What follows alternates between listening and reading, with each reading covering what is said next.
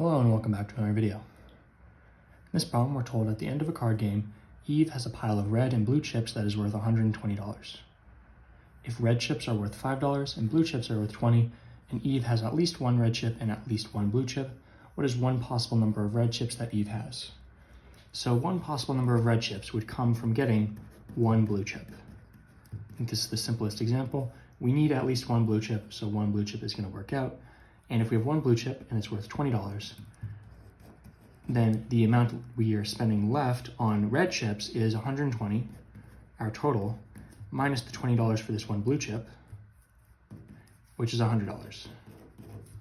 And if we have $100 and each chip individually of the red chips is worth 5, then the $100 is, the worth of the $100 is made up of 100 divided by 5, or 20 red chips. So a possible number of red chips that Eve has is 20. As always, thank you for liking and subscribing, and I'll see you in the next video.